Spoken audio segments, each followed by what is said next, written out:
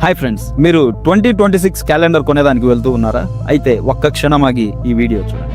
Calendar అనేది ఒక Latin word.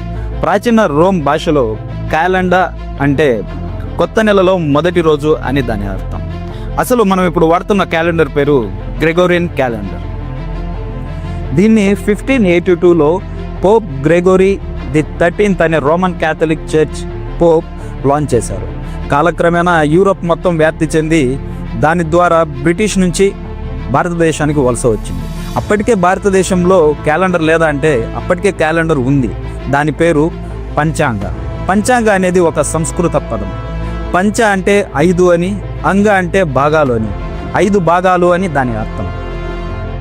సూర్యుడు చంద్రుడు మధ్య కోణాన్ని తిథి అని, చంద్రుడు ఏ నక్షత్రం దగ్గర ఉన్నాడో చెప్పేదాన్ని నక్షత్రం అని, గ్రహాల క్రమం ఆధారంగా వారం, సూర్య చంద్ర గమనాల మొత్తాన్ని యోగం, తిథి అర్ధభాగాన్ని కరణం, ఇలా 5 భాగాలుగా పంచాంగాన్ని విభజించారు.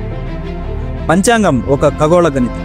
పంచాంగం అంటే కేవలం క్యాలెండర్ మాత్రమే కాదు, ఆకాశంలో గ్రహాల కదలికను బట్టి భూమిపై నివసిస్తున్న మానవుని శుభ అశుభ మంచి చెడులను నిర్ధారించే గొప్ప గ్రంథం. మరి ఇప్పుడు ఎవరైనా వాడుతున్నారంటే 10 out of 100 అని చెప్పొచ్చు. ఎందుకంటే 1756లో పంచాంగాన్ని ఒక కులానికి ఒక మతానికి అంటగట్టి చాలా తెలివిగా గ్రెగోరియన్ క్యాలెండర్ని భారతదేశ సంస్కృతిలోకి చొప్పించింది బ్రిటిష్ ప్రభుత్వం. భారతదేశానికి స్వాతంత్రం వచ్చిన తర్వాత అంటే 1955లో మేఘనాథ్ సాహా గారి ఆధ్వర్యంలో ఒక కమిటీ వేసి శక సంవత్ అనే ఒక నేషనల్ క్యాలెండర్ని రిలీజ్ చేసింది అప్పటి భారత ప్రభుత్వం. శక సంవత్ పంచాంగానికి కొన్ని దగ్గర పోలుకులు ఉన్నప్పటికీ మన భారతీయులు గ్రెగోరియన్ క్యాలెండర్ని మాత్రమే ఉపయోగించారు. పంచాంగాన్ని ఒక కుల మతపరమైన గ్రంథంగా మాత్రమే చూస్తారు. But China, Japan, Taiwan, Israel లాంటి దేశాలు, అలాగే మిడిల్ ఈస్ట్లోని అరబ్ దేశాలు తమ సాంస్కృతిక క్యాలెండర్లను ఇప్పటికీ వాడుతూనే ఉన్నారు.